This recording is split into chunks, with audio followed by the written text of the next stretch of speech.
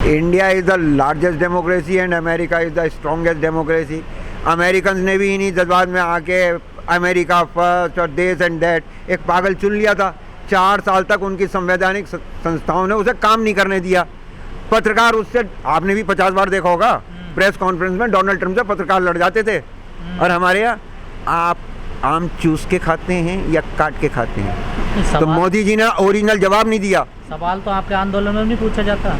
उसका ओरिजिनल जवाब था कि भाई चुरा के भागता था तो काटता कैसे, इसलिए दौड़ते दौड़ते चूस के खा लेता था।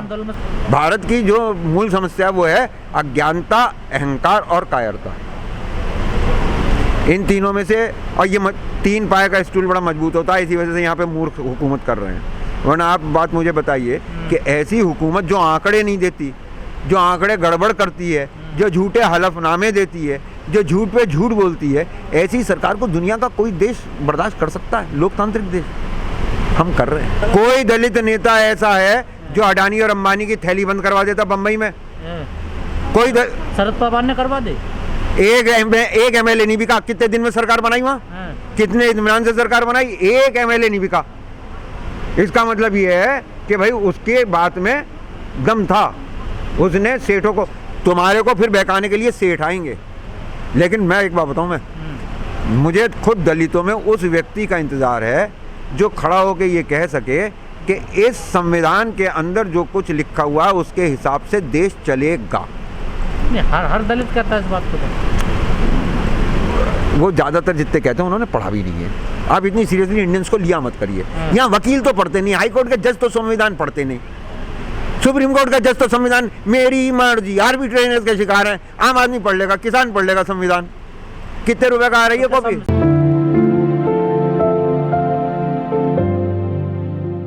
एक बात बताऊं, मैं बिल्कुल हाईएस्ट लेवल पर इंटरनल बात है, और चाहें तो आप इसे एडिट कर दीजिएगा प्लीज़। दिल्ली के ऊपर हुकूमत कौन करेगा, ये प्रक्रिया एक बहुत फाइनल स्टेज पे पहुंच चुकी है।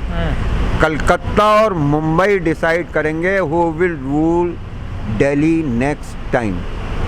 कलकत्ता में पब्लिक के वोट्स ने बीजेपी को पीटा है, लेकिन मुंबई में सरकार बन चुकी थी, गठबंधन सत्ता में आ चुका था, तब इनको राजनीति करके शरद पवार जी ने पीटा है और उन्होंने अपनी ताकत भी दिखाई। टाइम आएगा तभी तो आएंगे। अब मराठों की कमी है, मराठों का नंबर भी है नेचुरली।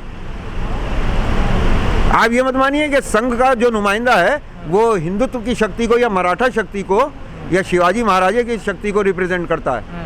हाँ, और चर्चा में आना चाहिए, लोगों को मालूम होना चाहिए कि संविधान क्या कह रहा है और ये क्या कर रहे हैं। मेरा अगर आंदोलन आप कह रहे हो तो आप हैं ना इस आंदोलन, तो मेरे पे किसी ने रोक लगा रखी है क्या?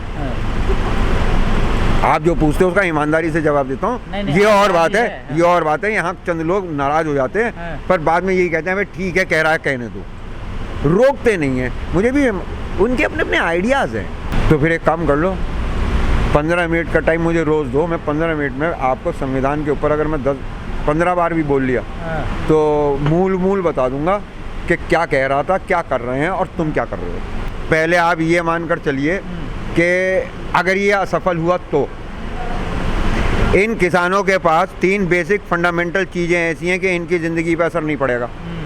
इन्होंने किसी के लिए नहीं बोई, इन्होंने कोई अनाज पैदा नहीं करा बिकने के लिए, अपने खाने के लिए कर लेंगे। इनके पास भैंस है, चर के आएगी, घर में उसका दूध निकालेंगे, मट्ठा पिएंगे, मक्खन खाएंगे, खीर बनाएंगे, लस्सी पिएंगे, जो चाहेंगे वो करेंगे। आपकी अगर सप्लाई चेन रुक गई, पब्लिक डिस्ट्रीब्यूशन सिस्टम से, राशन की दुकान से अनाज गायब हो गया, तो आप कहाँ जाओगे? गरीब तो ऐसे मरेगा। और अमीर का हाल बताऊं, मर्सिडीज में बैठा बैठा पूछ रहा होगा कि एटीएम में पैसे हैं कि नहीं है, और फिर अगले एटीएम तक भाग रहा होगा। भाई साहब, रोटी, कपड़ा और मकान, अभी तो यहाँ लाले रोटी के पड़ेंगे। अभी घी दूध से नहीं निकलता। तुम हिंदुस्तान में, अरे भैंस जब तक रहेगी, जब तक भैंस रहेगी तब तक दूध रहेगा, मक्खन रहेगा, मट्ठा रहेगा।